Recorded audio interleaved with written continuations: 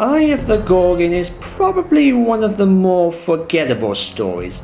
Not to say it's bad, it's a decent story as kids' television goes, but when you get older, it starts to become forgettable. A nun's ghost is reported at old folks' home Lavender Lawns, and Sarah Jane and the kids investigate. Much-traveled resident B. Nelson Stanley gives Luke a talisman, which acts as a key to open a portal in space. A group of nuns, led by Sister Helena, want the talisman as the abbess is actually a Gorgon. The opening of the portal will allow Gorgons to arrive in the present day on Earth and take over. One of the scenes I liked in this episode involved around Luke and Clyde, reading up on secret passageways, therefore it marks a good starting point of the two boys working together.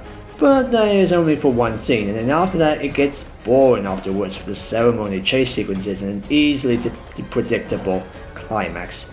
I actually like the character B. As far as supporting characters go in the episode, she's actually kind of sweet.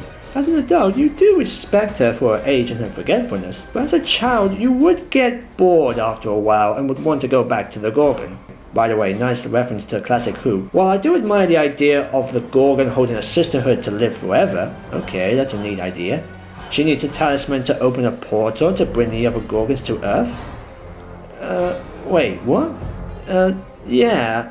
Why would there be more Gorgons in the other world if the Gorgon was the only one of her kind? I do like the idea of evil nuns. That's both hilarious and creepy, but what they've done with them is just meh.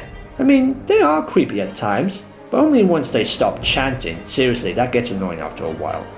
Plus, Sarah Jane didn't actually do much in this episode. I mean, yeah, she did do the interrogation or the questioning, which I have to admit is what a journalist actually does, but other than that, she's obviously there to become the Gorgon's next victim. Yeah, there's a lot of boring stuff in here, but there are some good things I like. I do admire the subplot about Maria's concerns about her parents' divorce. I don't think we often get serious family dramas in kids shows that much. Maybe in cartoons, but not to a live action drama series.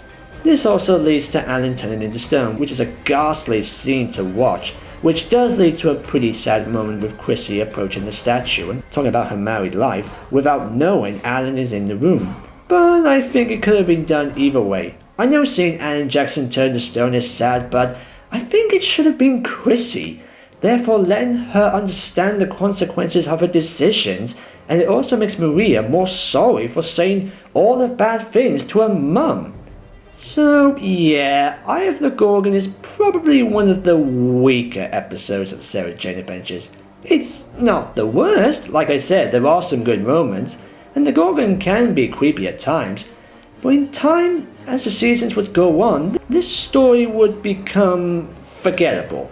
I mean, after Invasion of the Bane and Revenge of the Slitheen, which were more action-packed and fun adventures, and then you have Eye of the Gorgon, which seems more of character-based, which is fine for an adult, but I don't think kids would want to watch it, as they would want to watch more action and adventure, not mysteries or character-driven stories. Not to say they were done bad, it just had some moments which dragged a little. This is probably one of those stories for which you just want to waste 40 minutes on. Not good, not bad, just meh. I wouldn't consider this as a must-watch, and I don't think it's worth watching more than once. But it's got some good stuff. It's got some good stuff for adults, some stuff for kids.